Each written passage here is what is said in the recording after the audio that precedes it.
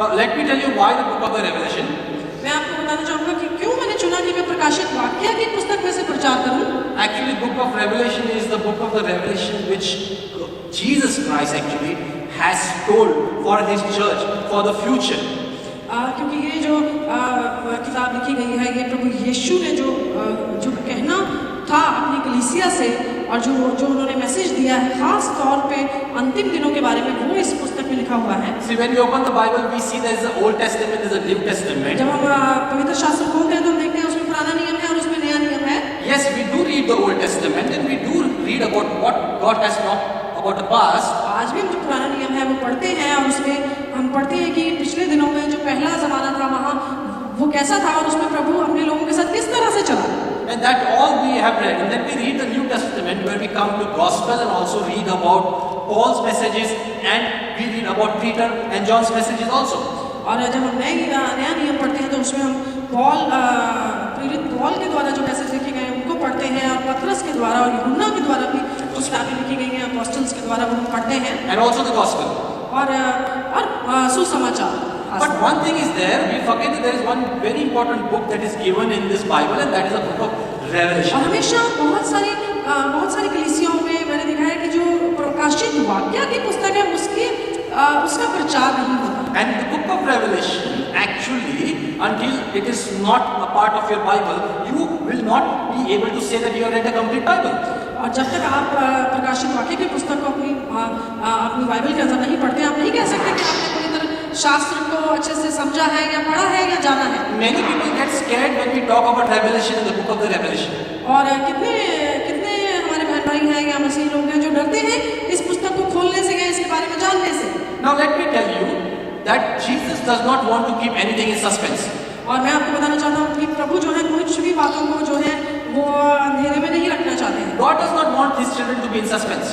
प्रभु नहीं चाहते कि मेरे बच्चे जो हैं वो अनुमान ही लगाते रहे बातों का। They want to know what has happened, what is happening, what will happen in future also. और उन्होंने हमें इस पुस्तक के द्वारा बताया कि जो हुआ था, जो है और जो आगे होगा उसके बारे में हमें ज्ञान दिया है इस पुस्तक में। When we read the Bible, we do know what is happening in the past. We do know what is happening when Jesus was there. We know what's happening after that when Paul has written about those things. और जब हम पवित्र शास्त्र पढ़ते हैं तो हम जानते हैं कि पहले क्या हुआ और अभी क्या हो रहा है। और प्रेरित पौल ने जो पुस्तकें लिखी उसमें हमें बताया गया है कि आगे मसीही लोग कैसे बढ़े और किस तरह से आगे जीवन चलेगा।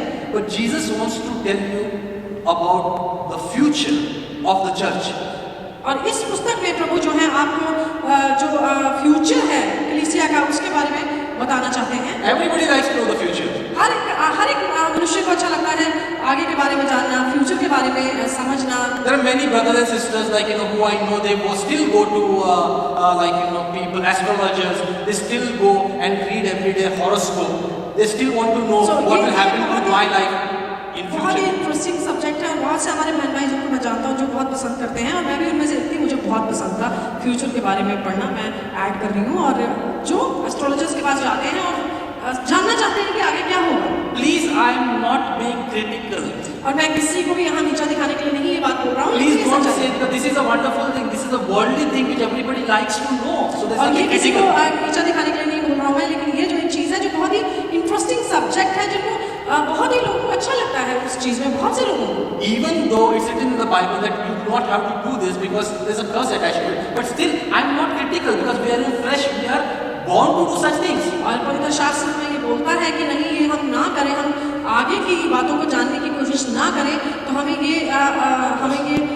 एक चेतावनी दी गई है कि इसमें जो है हमारे ऊपर श्राप आ जाता है। But still, as we are in flesh, we do it. और फिर भी जब शरीर में होने की वजह से बहुत से लोग ये करते हैं। But we don't have to worry because Jesus is a good God. He's not come to say everything is over. He says, still, I'm with you, repent. प्रभु यीशु एक बहुत अच्छे परमेश्वर हैं और वो किसी बात पे गुस्सा नहीं होते, लेकिन वो जरूर ये कहते हैं कि अभी भी टाइम है, अभी भी मौका है और मेरी इन बातों को तुम सीखो और पश्चाताप करो। I will go very fast, very crisp, very short into the book of Revelation of what I have preached so far. और मैं बहुत छोटा सा आपको बताऊंगा, बहुत समराइज करके, छोटा करके, उन बातों को जो मैंने पहले इस बारे में प्रीच की है, जिन्होंने नहीं सुना वो उसको थोड़ा सा पिकअप कर पाएंगे। So that I can go to the next church which I am not preached about. सो फिर उसके बाद मैं उस चर्च के बारे में आपसे बात करूंगा जिसके बारे में मैंने अभी आपसे जिसके बारे में प्रचार मैं नहीं किया मैंने। John is the apostle, one of the 12 who was walking and sleeping, eating everything with Jesus, which is already written in Gospel. यूहन्ना एक ऐसा प्रेरित था जो प्रभु के साथ था, जिसने प्रभु के साथ खाया पिया, प्रभु के साथ चला फिरा। He was a beloved of Lord Jesus Christ. वो प्रभु से बहुत ज्यादा प्रेम रखता था, वो एक ऐसा प्रेरित। He's the same John who's written 5 books in the Bible. और ये वही यूहन्ना है जिसने और भी 5 किताबें पवित्र शास्त्र में लिखी हैं। He's the same John who actually has written the Gospel John, has written 3 Johns, and has also written this book of Revelation. और ये वही यूहन्ना है जिसने यूहन्ना सुसमाचार में जो यूहन्ना की पुस्तक है उसको लिखा, फिर 3 जो यूहन्ना की पुस्तकें 1, 2, 3 वो लिखी, और जो प्रकाशित वाक्य है वो भी इसी यूहन्ना ने लिखा। Why John? क्यों यूहन्ना क्यों? We don't know why it's John. हम नहीं जानते कि यूहन्ना क्यों। So that's God who has decided that John will be seeing this revelation so that he can write it for the ये future of the परमेश्वर का church. चुनाव था कि यूहन्ना को परमेश्वर ये प्रकाशित देना चाहता था और ये सारी बातें दिखाना चाहता था कि परमेश्वर की चुनाव है। Jesus was crucified, प्रभु यीशु सूली पर चढ़ाए गए, and after that the church was still going on. और उसके बाद जो है कलीसिया की बढ़ती होती गई। उसके बाद Holy Spirit came, people were filled with Holy Spirit, the apostles were filled with Holy Spirit, and the church started growing.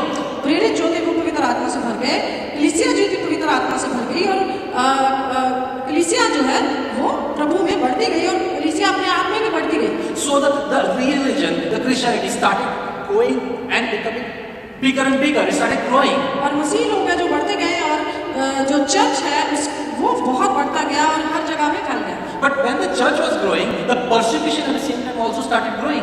और जैसे जैसे कलीसिया की तरक्की हो रही थी, चर्चेस बढ़ रहे थे, वैसे ही पीड़ाएं मिल रही थी, परसिक्यूशन थी, वो भी बढ़ रही थी। At that point of time, as all the 12 started going around and spreading the gospel, most of them had already been crucified or had already been dead because of one or the other way of tribulation.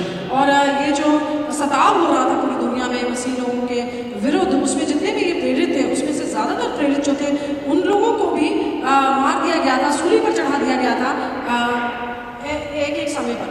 But John was still alive. लेकिन जो यूहन्ना है वो अकेला जिंदा रहा। And as John was speaking and talking about Christianity, people were getting converted and coming near God. और जब यूहन्ना बोलता था पवित्र शास्त्र के बारे में और सुसमाचार का प्रचार करता था, तो लोग सुनते थे और लोग बदल जाते थे और उनका विश्वास जो है प्रभु यीशु में पूरा पक्का हो जाता था। Then actually he was captured and he was put into an island called Patmos. और फिर उसको क्योंकि लोग उसकी बातें सुन के एकदम से मान लेते थे, तो उसको क्या किया, उसको पकड़कर एक टापू पर डाल दिया गया। And when he was put into the island of Patmos, जब उसको पातमोस के टापू पर डाल दिया गया, they thought now he cannot preach. और उनको लगा कि अब ये जो प्रचार ये नहीं कर पाएगा, It is over. अब इसकी जिंदगी जो है एटलीस्ट एक ताला लग गया है, इसके मुंह पे एक ताला लग जाएगा और ये जो बातें हैं वो बाहर नहीं जा पाएंगी। Don't forget, plan of God can never stop. कि जो परमेश्वर की योजना है वो कभी भी रुकती नहीं है। Nobody can stop the plan that God has planned before the creation of this earth. It has to come to pass. और कोई भी दुनिया की ताकत, कोई भी यूनिवर्स में जो ताकत है वो परमेश्वर की योजना को रोक नहीं सकती, और परमेश्वर का जो प्लान है, परमेश्वर की जो योजना है वो हर हालत में पूरी होती है। He took John in the spirit in heaven and showed him the book of Revelation. प्रभु यीशु ने क्या किया, प्रभु यूहन्ना की आत्मा को उठाया, स्वर्ग में उठाया और वहां उसको दर्शन दिया। And then he gave him this book of और Revelation. फिर उसको दर्शन देने शुरू किया और फिर उसको ये किताब दी गई जो कि उसने लिखी, प्रकाशित वाक्य। Now look at what John saw. John had seen Jesus being crucified on this earth and being dead and being raised up on the 3rd day. That's what John saw. और देखिए क्या यूहन्ना ने क्या देखा, यूहन्ना ने प्रभु यीशु को देखा धरती पर, प्रभु यीशु के साथ चला फिरा, उसने उनको सूली चढ़ते हुए देखा, जान देते हुए देखा, और तीसरे दिन जिंदा होते हुए उसने उनको देखा। And then he saw him walking among them over 40 days, and then he was lifted up in front of them. Those things were already known in the Christianity. कि वो 40 दिन तक प्रभु यीशु इस धरती पर चले फिर जिंदा होने के बाद और फिर वो स्वर्ग में उठाए गए, ये सब चीजें जो है यूहन्ना ने खुद देखी। But now, लेकिन अब as John was looking in heaven, Jesus Christ, he was seeing totally a different image of Jesus Christ. लेकिन उसने जो प्रभु यीशु को धरती पर देखा था, जब उसने स्वर्ग में उनका दर्शन देखा तो वो एक अलग दर्शन था, वो वैसा दर्शन नहीं था जो उसने जैसा उसने धरती पर प्रभु यीशु को